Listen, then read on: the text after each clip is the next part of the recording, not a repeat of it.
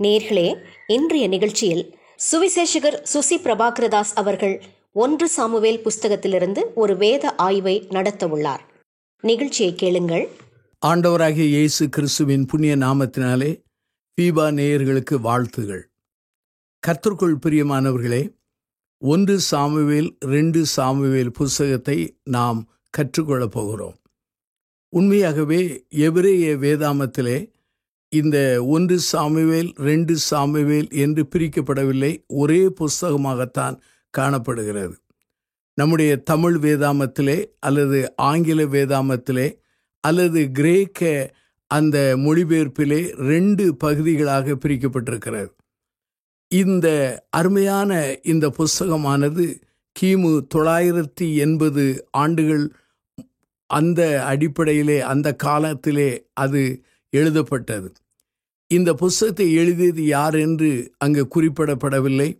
ஆனால் பரிசுத்த ஆவியானவர் தம்முடைய பரிசுத்தமான மனிதர்களை வைத்து இந்த புஸ்தகத்தை எழுத ஆண்டவர் உதவி செய்தார். ஆகவே இந்த அருமையான நூலானது, அதாவது 1 சாமுவேல் 2 சாமுவேல், இந்த 2 நூல்களுமே வேதாமத்திலே இஸ்ரவேல் மக்கள் தாங்கள் எவ்வாறு அரசாங்கத்தை பெற்றுக்கொண்டார்கள் என்பதை அவர்களுக்கு உணர்த்தி காட்டுகிற ஒரு புஸ்தகமாகும். சாலமோன் ராஜா மரித்த பின்பு இஸ்ரவேல் நாடானது, அதாவது இஸ்ரவேல் என்றும் யூதேயா என்று பிரிக்கப்பட்ட அந்த காலத்திற்கு பிற்பாடு எழுதப்பட்டிருக்கலாம் என்று சொல்லி வேத பண்டிதர்கள் சொல்கிறார்கள். இந்த அருமையான புஸ்தகத்தினுடைய திறவுகோல் வசனம், அதாவது கீ வெர்ஸ் என்னவென்றால் 1 சாமுவேல் 2 அதிகாரம் 30வது வசனம், என்னை கனம் பண்ணுகிறவர்களை நான் கனம் பண்ணுவேன், என்னை அசட்டை பண்ணுகிறவர்கள் கனையினப்படுவார்கள். இதுதான் இந்த அருமையான வசனம்தான் இந்த 2 புஸ்தகங்களிலும் நடுமைய வசனமாய் காணப்படுகிறது. 1 சாமுவேல் 2 சாமுவேல் புஸ்தகத்தை நீங்கள் வாசிக்கும் பொழுது ஆண்டவர் கனம் பண்ணும் கர்த்தர் என்கிற அந்த பகுதியை நாம் புரிந்து கொள்ளலாம். இந்த புஸ்தகத்திலே தலைவர்களை குறித்து, தலைமைத்துவத்தை குறித்து அங்கே அநேக காரியங்கள் பதிவு செய்யப்பட்டிருக்கிறது. தலைவர்கள் என்றால் லீடர்ஸ் என்று சொல்லலாம், தலைமைத்துவம் என்றால் லீடர்ஷிப் என்று சொல்லலாம். இந்த புஸ்தகத்திலே தேவனுடைய ராஜரீகம், தேவனுடைய பாதுகாப்பு, தேவனின் சர்வ வல்லமையை நாம் புரிந்து கொள்ளலாம். இந்த புஸ்தகத்திலே 3 முக்கியமான மனிதர்களின் வாழ்க்கை குறித்து அங்கு காரியங்கள் பதிவு செய்யப்பட்டிருக்கிறது. முதல் மனிதன் சாமுவேல். இவர் நியாயாதிபதியாகவும் தீர்க்கதரிசியாகவும் தேவனால் அபிஷேகம் பண்ணப்பட்டவர். 2வது மனிதர் சவுல். இவர்தான் முதல் இஸ்ரவேலின் ராஜாவாக சாமுவேலாலே அபிஷேகம் பண்ணப்பட்டவர். 3வது ஒரு மனிதர் தாவீது. இவர் 2வது ராஜாவாக, அதாவது சவுலுக்கு பின்னாலே வருகிற ராஜாவாக சாமுவேலால் அபிஷேகம் பண்ணப்பட்டவர். சாமுவேலை குறித்து சொல்லும் பொழுது ஒரு நம்பகமான தலைவன் என்று சொல்லலாம். ஆங்கிலத்திலே சொல்ல வேண்டும் என்றால் a dependable leader என்று சொல்லலாம். சவுல் ராஜா என்கிற அந்த மனிதனை குறித்து சொல்லும் பொழுது அவன் ஏமாற்றத்தின் தலைவன், a disappointment leader என்று சொல்லலாம். ஆண்டவருக்கும் சவுல் என்கிற இந்த மனிதன் ஏமாற்றத்தை உண்டு பண்ணினான். தன்னை அபிஷேகம் பண்ணின சாமுவேலுக்கும் இந்த மனிதன் ஏமாற்றத்துக்கு உள்ளாக்கினான். எந்த மனிதர்கள் இவனை ராஜாவாக்கினார்களோ அந்த மக்களுக்கு முன்பாக ஏமாற்றத்தை தந்தான். தாவீது என்கிற அந்த மனிதனை குறித்து சொல்லும்போது a developing leader என்று சொல்லலாம். அதாவது வளர்ந்து வருகிற ஒரு தலைவன், தன்னை கர்த்தருக்குள்ளே வளர்ந்து வரும்படியான தலைவன், தன்னை ஆண்டவருக்குள்ளே வளர்த்து கொண்ட ஒரு தலைவன்.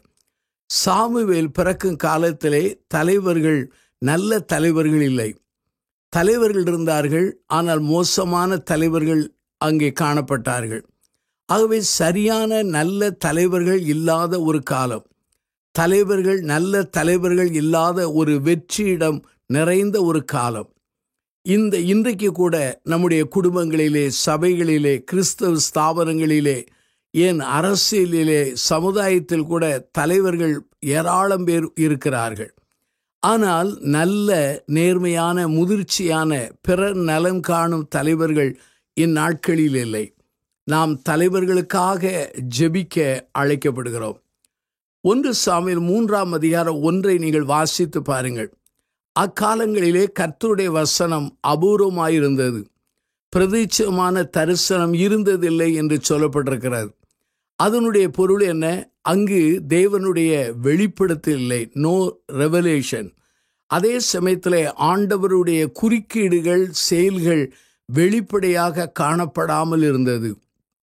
மக்களாலே அதை உணரவோ புரிந்து கொள்ள முடியவில்லை. சொல்ல வேண்டுமென்றால் இந்த சாமுவேல் பிறந்த இந்த காலமானது ஆன்மீக வாழ்க்கையிலே உண்மையாகவே ஒரு இருண்ட காலம் என்று சொல்லலாம். அதாவது ஸ்பிரிச்சுவல் டார்க்னஸ் என்று சொல்லலாம். இன்றைய நாட்களிலே நாம் ஒரு மனிதனை குறித்து நாம் சிந்திக்க போகிறோம். 1 சாமுவேல் முதல் அதிகாரத்தை நீங்கள் வாசிப்பீர்கள் என்றால் அந்த அதிகாரத்திலே எல்கானா என்கிற ஒரு மனிதனை குறித்து நான் வாசிக்க முடிகிறது. எல்கானா என்கிற இந்த மனிதனை குறித்து வேதாமத்திலே ஒரு சில வசனங்கள் தான் அங்கு காணப்படுகின்றன. எல்கானா என்றால் பொருள் என்ன? தேவன் வாங்கியது என்று பொருள், அல்லது தேவன் உருவாக்கினவர் என்று பொருள். ஆங்கிலத்தில் சொல்ல வேண்டுமென்றால் God has acquired அல்லது God has created or God has purchased என்று சொல்லலாம். 1 சாமுவேல் 1 வாசித்தால் எல்கானாவின் வம்ச அட்டவணை அங்கு கூறப்பட்டுள்ளது. இவர் எப்ராயிமின் பகுதியை சார்ந்த ஒரு மனிதன். யாத்ராகமம் 6:24, 1 நாளாகமம் 6:23, நியாயாதிபதியின் புஸ்தகம் 17:6-7, அது மாத்திரமல்ல 34, அதாவது 6:7 இந்த வசனங்களை வாசிக்கும் பொழுது இந்த எல்கானாவை குறித்து நாம் கற்றுக்கொள்ளலாம். இந்த எல்கானா யார் என்றால் லேவி கோத்திரத்தை சார்ந்தவன் என்றும் அவன் கர்த்தருடைய திருப்பணி செய்ய அழைக்கப்பட்டவர் என்று பொருள். யூத பாரம்பரியத்திலே 2 கருத்துகள் உண்டு. இந்த மனிதன் கோராகின் வம்சத்தை சார்ந்தவன். கோராகின் தலைமையின் கீழாக மோசே ஆரோனுக்கு விரோதமாக கலகம் செய்தார்கள். எண்ணாகமம் 16:24 பூமி பிளந்து அவர்களை விழுங்கி போட்டது. இதனாலே கோகாயின் புத்திரர் ஆசாரிய ஊழியத்திற்கு மக்களால் விலக்கப்பட்டார்கள். ஆண்டவரால் விலக்கப்படவில்லை, மோசேயால் அல்ல, ஆரோனால் அல்ல, மக்களால் விலக்கப்பட்டார்கள். தாங்கள் வனாந்தரத்திலே அப்போது வாழ்ந்து வந்தபோது, தாங்கள் கானானுக்குள்ளே நுழையும் போது இப்படிப்பட்ட மக்களை ஆசரிப்பு கூடாரத்திலோ அல்லது தேவ திருப்பணியிலோ அவர்களை ஈடுபடுத்தக்கூடாது என்று முடிவு செய்தார்கள். ஆகவே இந்த வம்சத்தினர் அநேகர் என்ன செய்தார்கள்? பல்வேறு இடங்களிலே அவர்கள் பரதேசியாக சுற்றி திரிந்து பணி செய்தார்கள். வருடத்துக்கு ஒரு முறை அவர்கள் சீலோவா என்கிற இடத்திற்கு வந்து ஆண்டவருக்கு பலி செலுத்துவார்கள். நீங்கள் நியாயாதிபதியின் புஸ்தகம் 17:6-7 வாசித்தால் யூதாவிலே பெத்லெமை சார்ந்த ஒரு மனிதன் எப்ராயிம் என்கிற இடத்திலே போய் அவன் பரதேசியாய் அவன் ஆசாரியனாய் செயல்பட்டதை வேதத்தில் வாசிக்க முடியாது. அருமையானுள்ளே, இது முதல் கருத்து. ஆகவே இந்த எல்கானா என்கிறவன் லேவி கோத்திரத்தை சார்ந்தவனாயிருந்தாலும் அவன் எப்ராயிம் தேசத்திலே வாழ்ந்து வந்தான். அவனுக்கு சீலோவா என்கிற இடத்திலே ஆசாரிய ஊழியம் செய்ய வாய்ப்பு அவனுக்கு மறுக்கப்பட்டது. இன்னொரு கருத்து உண்டு. லேவியர்களுக்கு 40 பட்டணங்களை ஒதுக்கி வைத்தார்கள். இதை யோசுவாவின் புஸ்தகம் 21:1-42 வசனங்களிலே காண முடிகிறது. இந்த 40 அல்லது 48 பட்டணங்கள் என்று நான் எண்ணுகிறேன். ஆகவே இவன் வம்சத்துக்கு ஒதுக்கப்பட்ட இடம் எப்ராயிம் இடமாக அது காணப்படலாம். ஆகவே எப்ராயிமே தேசத்தை அல்ல பகுதியை சார்ந்தவன், ஆனால் அவன் லேவி கோத்திரத்தான். எல்கானா என்கிற இந்த மனிதன் வாழ்ந்த காலம் ஒரு ஆவிக்குரிய ஒரு இருண்ட காலம், ஸ்பிரிச்சுவல் டார்க்னஸ் என்று சொல்லலாம். நியாயாதிபதியின் புஸ்தகம் 21:25 வாசித்தால் அந்நாட்களிலே இஸ்ரவேலில் ராஜா இல்லை, அவனவன் தன் பார்வைக்கு சரி போனபடி செய்து வந்தான். எல்லாரும் சுயத்தின்படி வாழ்ந்தார்கள். ஆசாரியனும் லேவியும் அந்நாட்களில் ஆன்மீக வாழ்க்கையிலே அவனுடைய நிலைமை இருண்ட நிலைமை. அவன் பிள்ளைகள் பேலியாளின் பிள்ளைகள், கர்த்தரை அறியவில்லை என்று வேதவசனம் சொல்லப்படுகிறது. இக்காலத்திலே அங்கே ஒரு இருண்ட காலம். சூழ்நிலைகள் எப்படிப்பட்டதாக இருந்தாலும் எல்கானா என்கிற மனிதன் தேவ பக்தியுள்ள ஒரு மனிதன். இந்த மனிதனை குறித்து ஒரு சில குறிப்புகளை நான் திருமறையிலிருந்து சொல்ல விரும்புகிறேன்.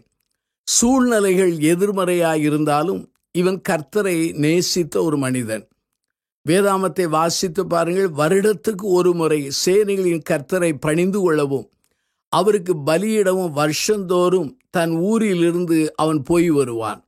அவன் தேவபக்தி உள்ளவன், வருடந்தோறும் செல்வான். அது மாத்திரமல்லாமல் தன் முழு குடும்பத்தோடு செல்வான். இவனுடைய வாழ்க்கையிலே நாம் கற்றுக்கொள்கிற ஒரு பாடம் என்ன? ஒழுங்கு கரமாய் அதை செய்தான், வருஷந்தோறும் அதை செய்தான், தன் குடும்பத்தோடு செய்தான். யோசுவாவின் புஸ்தகம் 24ஆம் அதிகாரம் 15 சொல்கிறது, நானும் என் வீட்டாருமோ என்றால் கர்த்தரையே சேவிப்போம். அப்போஸ்தலர் 16ஆம் அதிகாரம் 31 சொல்கிறது, கர்த்தராகிய இயேசுவை விசுவாசி, அப்பொழுது நீயும் உன் வீட்டாரும் ரட்சிக்கப்படுவீர்கள். அருமையானவர்களே, இந்த அருமையான அந்த எல்கானா வாழ்ந்த காலத்திலே ஆன்மீகத்திலே இருண்ட ஒரு காலம். அது மாத்திரமா, ஏலி என்கிற அந்த மனிதனும் அவன் பிள்ளைகளும் ஆண்டவரை அறியவில்லை. அறிந்தாலும் அவர்களுக்கு ஆண்டவருடைய வெளிப்படுத்தல் இல்லை, பிரதிச்சமான தரிசனம் இல்லை, வார்த்தை இல்லை. சரி, எல்கானாவினுடைய குடும்பம் எப்படிப்பட்ட குடும்பம்? அவனுக்கு அன்னாள் என்கிற ஒரு மனைவி இருந்தாள். அந்த பெண்ணுக்கு குழந்தை இல்லை. ஆகவே எல்கானா பெனினாள் என்கிற ஒரு பெண்ணை திருமணம் செய்தான். அந்த பெண்ணுக்கு அநேக குமாரத்திகள் இருந்தார்கள். ஆகவே ஆன்மீக வட்டத்திலும் அங்கு இருண்ட காலம். இவன் குடும்பத்திலும் பிரச்சனை. இவன் குடும்பத்தில் என்ன பிரச்சனை? பெனினாள் என்கிற அந்த சக்களத்தி என்கிற இரண்டாவது மனைவி அன்னாளை அவள் மனமடிவு பண்ணினாள், அவளை அழ செய்தாள் என்று வேதவசனத்திலே பார்க்க முடிகிறது. ஆகவே பாருங்கள், அங்கு ஆன்மீகத்திலும் இருண்ட காலம், குடும்பத்திலும் பிரச்சனை. இப்படிப்பட்ட அந்த சூழ்நிலையிலே இவன் ஆண்டவரை நேசித்து அவன் லேவி கோத்திரத்தை சார்ந்தவனாய் இருந்ததினாலே தேவ ஆலயம் இருந்த அந்த இடமாகிய சீலோவிலே போய் வருடத்துக்கு ஒரு முறை அவன் ஆராதிக்கச் செல்வான், பலி செலுத்தச் செல்வான். அருமையான என் சகோதர சகோதரிகளே, இந்த செய்தியை கேட்டுக்கொண்டிருக்கிற உங்கள் வாழ்க்கையிலே சிந்தியுங்கள். இன்றைக்கு அநேகர் ஆண்டவருக்குள் தங்களை உறவிலே நிலைத்து இருக்கிறார்கள். ஆனால் குடும்பத்தை ஆதாயப்படுத்தாமல் போய்விடுகிறார்கள். ஒருவன் தன் சொந்த குடும்பத்தை நடத்த தெரியவில்லை என்றால் அவன் எவ்வாறு சபையை நடத்துவான் என்று அப்போஸ்தலனாகிய பவுல் வேத வசனத்தில் எழுதி வைத்திருக்கிறார். நாம் ஆண்டவருக்குள் வந்தது எவ்வளவு முக்கியமோ அதே போல நம்முடைய முழு குடும்பத்தையும் ஆண்டவருக்குள்ளே கொண்டு வர வேண்டும். இருண்ட காலத்திலும் இந்த எல்கானா ஆண்டவரோடு உள்ள உறவிலே நிலைத்திருந்தான், ஆண்டவரை நேசித்தான், அவரை வழிபாடுகளிலும், அதாவது அவரை ஆராதிப்பதிலும் அந்த மனிதன் சிறந்தவனாயிருந்தான். இரண்டாவது, தன்னுடைய மனைவியை அவன் ஆறுதல் படுத்தியவன். 1 சாமுவேல் 1:8 பாருங்கள். அவன் தன் மனைவி அழுது கொண்டிருக்கிறாள். அன்னாள் அழுகிறாள். ஏன் அழுகிறாள்? பெனினாள் அவளை பாடாய்படுத்துகிறாள், மன மடிவு உண்டாக்குகிறாள். அதனாலே அவள் அழுது கொண்டிருக்கிறாள். இதை பெனினாள் ஏதோ ஒரு நாள் செய்ததில்லை, வருடந்தோறும் செய்தாள். அப்பொழுது எல்கானா இந்த அன்னாளிடத்திலே 3 கேள்விகளை கேட்கிறான். 1:8 பாருங்கள். அவன் 3 கேள்விகளை கேட்கிறான். ஏன் அழுகிறாய்? ஏன் சாப்பிடாமல் இருக்கிறாய்? ஏன் சஞ்சலப்படுகிறாய்? இப்படி சொல்லிவிட்டு ஒரு ஆறுதலான வார்த்தையை சொல்கிறான். 10 குமாரரை பார்க்கிலும் நான் உனக்கு அதிகம் அல்லவா என்று சொன்னான். பெனினாள் என்கிற இன்னொரு மனைவியை போல தன் மனைவியை அவன் வார்த்தையினால் காயப்படுத்தவில்லை. அருமையானவர்களே, இந்த இடத்திலே இந்த அருமையான எல்கானா மனைவியை அறிந்த அந்த எல்கானா ஆறுதல் படுத்துகிறான். ஒரு கணவன் தன் மனைவியை சரியாய் அறிந்து கொள்ளும் பொழுதுதான் ஆறுதல் படுத்த முடியும். 1 சாமுவேல் 1:5 பாருங்கள். அன்னாளை அவன் சிநேகித்தபடினால் அவளுக்கு 2 மடங்கு அந்த பங்கை கொடுக்கிறான். பெண்கள் பொருட்கள் வெகுமதியை காட்டிலும் கணவனுடைய ஆறுதலான வார்த்தைகளை விரும்புகிற அந்த மக்களாக காணப்படுகிறார்கள். வார்த்தை என்பது உண்மையாகவே ஒரு மனிதனை கட்டி எழுப்பவும் முடியும், ஒரு மனிதனை இடிக்கவும் முடியும். கட்டி எழுப்பும் வார்த்தைகளை பேசுகிற மனிதனாக இந்த அருமையான இந்த எல்கானா காணப்பட்டான். அருமையான என் சகோதர சகோதரிகளே, உங்களுடைய வாழ்க்கையிலே நீங்கள் உங்கள் வாழ்க்கை துணையை எப்படி நடத்துகிறீர்கள்? ஒருவேளை உங்கள் வாழ்க்கையிலே நீங்கள் உங்கள் குடும்பத்தில் இருக்கிற நபர்களை உங்கள் வார்த்தைகளினாலே கட்டி எழுப்புகிறீர்களா அல்லது இடிக்கிறீர்களா? பட்டய குத்துகளைப் போல பேசுகிறவர்கள் அநேகம் உண்டு என்று வேதவசனம் சொல்கிறது. 3ஆவதாக, எல்கானா எதிர்மறை சூழ்நிலையிலும் ஆண்டவரை நேசித்தவன். 2வது, சஞ்சலத்தோடு அழுது கொண்டிருக்கிற அன்னாளை ஆறுதல் படுத்தியவன். 3ஆவதாக, தன்னுடைய மனைவியினுடைய பொருத்தனையை அவன் கனம் பண்ணினவன். அன்னாள் என்கிறவள் தேவ சமூகத்தில் போய் ஜெபிக்கிறாள். ஆண்டவரே, நீர் எனக்கு ஒரு குழந்தையை தந்தால் உமக்கென்று தருவேன் என்றாள். ஆகவே 1 சாமுவேல் 1:11 அவள் ஜெபித்து பொருத்தனை செய்தாள். ஆகவே 1 சாமுவேல் 1:21 அந்த குழந்தை பிறந்து விட்டது. அந்த பிள்ளைக்கு அந்த அன்னாள் நான் கர்த்தரிடத்தில் கேட்டபடினால் சாமுவேல் என்று பெயரிடுகிறாள். எல்கானா என்ன செய்கிறான்? வருஷந்தோறும் அங்கே சீலோவுக்கு அவன் தன் பொருத்தனையை நிறைவேற்றச் சொல்கிறான். அன்னாளை அழைக்கிறான். அப்பொழுது அன்னாள் சொல்கிறாள், பிள்ளை பால் மறந்த பிற்பாடு அவனை கொண்டு நிரந்தரமாய் தேவசமத்தில் விடுவேன் என்றாள். அப்பொழுது எல்கானா சொன்ன ஒரு காரியம் என்ன? 1 சாமுவேலின் புஸ்தகம் 1:23 வாசித்தால், கர்த்தர் தம்முடைய வார்த்தையை நிறைவேற்றுவாராக என்று சொல்லி அவளுடைய விருப்பத்திற்கு இடம் கொடுக்கிறான். அருமையான என் சகோதர சகோதரிகளே, பழைய ஏற்பாட்டின் வசனத்தில் எண்ணாமம் 30:8 வாசித்தால், ஒரு மனைவி பொருத்தனை பண்ணி அந்த பொருத்தனை கணவனுக்கு தெரிய வந்தால், அந்த பொருத்தனையை கணவன் முடியாது என்று சொன்னால் மனைவி அந்த பொருத்தனையை செய்யாமல் விட்டுவிட வேண்டும். இதுதான் எண்ணாமம் 30:8 உள்ள வசனத்தின் தாற்பயம். ஆனால் இந்த எல்கானா தன் மனைவியின் பொருத்தனையை அவன் தள்ளவில்லை, அதை உடைக்கவில்லை, அதை நிறைவேற்றாமல் அவன் தடுப்பு சுவரை கட்டவில்லை. அதற்கு பதிலாக, இதோ உன் இஷ்டப்படி செய், கர்த்தர் தம்முடைய வார்த்தையை நிறைவேற்றுவாராக என்று சொன்னான். 16 தலைமுறையாக இவர்கள் ஆசரிப்பு கூடாரத்திலே அல்லது தேவ சமூகத்திலே ஆசரிப்பு பணியிலே ஆசாரிய பணி செய்ய முடியவில்லை. 600 வருடங்கள் அந்த பாக்கியம் கிடைக்கவில்லை. இப்பொழுது மகனை கொண்டு போய் சீலோவிலே கொண்டு போய் விட அங்கே அன்னாள் தீர்மானிக்கிறாள். அவன் சொல்கிறான், கர்த்தர் தம்முடைய வார்த்தையை நிறைவேற்றுவாராக என்று சொன்னான். அன்னாள் தான் ஜெபித்தாள், அன்னாள் தான் பொருத்தனை பண்ணினாள். ஆனால் எல்கானா சொல்கிறார், கர்த்தர் தம்முடைய வார்த்தையை நிறைவேற்றுவாராக என்றார். அது என்ன வார்த்தை? லேவி கோத்திரத்திற்கு ஆண்டவர் கொடுத்த வார்த்தை என்ன? இதோ லேவியர்கள் தலைமுறை தலைமுறையாக ஊழியம் செய்வார்கள். அதைத்தான் இந்த அருமையான எல்கானா எண்ணிருக்கக்கூடும். ஆகவே மனைவியின் பொருத்தனையை அவன் கனம் பண்ணின ஒரு மனிதனாக காணப்பட்டான். அது மாத்திரமா, மனைவியை சுதந்திரமாக செயல்பட இடம் கொடுத்தவன். ஆகவே கர்த்தர் தன்னுடைய வார்த்தையை நிறைவேற்றுவார். அன்னாளின் விசுவாசத்தை காட்டிலும் இந்த அருமையான எல்கானா ஒருபடி விசுவாசத்திலே முன்னேறி செல்கிறான். அருமையானவர்களே, ஆகவே எல்கானாவை குறித்து ஒரு சில குறிப்புகளை சொன்னேன். எதிர்மறை சூழ்நிலையாயிருந்தாலும் கர்த்தரை நேசித்தவன். அதே சமயத்திலே மனைவியை ஆறுதல் படுத்தினவன். 3ஆவதாக அந்த எல்கானா அவன் என்ன செய்தான்? மனைவியினுடைய அந்த அருமையான பொருத்தனையை கனம் பண்ணி சுதந்திரமாய் செயல்பட வைத்தவன். 4ஆவதாக 1 சாமுவேல் 2:19 பாருங்கள். தாயாகிய அந்த அன்னாள் வருஷந்தோறும் பலி செலுத்த புருஷனோடு செல்லும் பொழுது அந்த சாமுவேலுக்கு ஒரு சின்ன சட்டையை தைத்து புருஷனோடு சென்றாள். ஆகவே ஒருவேளை வருஷந்தோறும் செல்லும் பொழுது அன்னாள் மாத்திரம் செல்லவில்லை, அன்னாளோடு எல்கானாவும் சென்றார். எல்கானாவும் சென்றபோது என்ன செய்தான்? தான் விட்டுவிட்ட அல்லது தேவ சமூகத்திலே ஒப்படைத்த மகனுக்கு அவன் ஒவ்வொரு ஆண்டுகள் தக்கதாக ஒரு சின்ன சட்டையை செய்து அவன் போனான் என்று சொல்லப்படுகிறது. இதை இன்னொரு கோணத்தில் சொல்ல வேண்டுமென்றால், அவன் தன்னுடைய மகனை தாங்கினான், மகனுக்கு உதவி செய்தான், அவனை ஒவ்வொரு ஆண்டும் ரெகுலராக அவனை சந்தித்தான் என்று பொருளாகும்.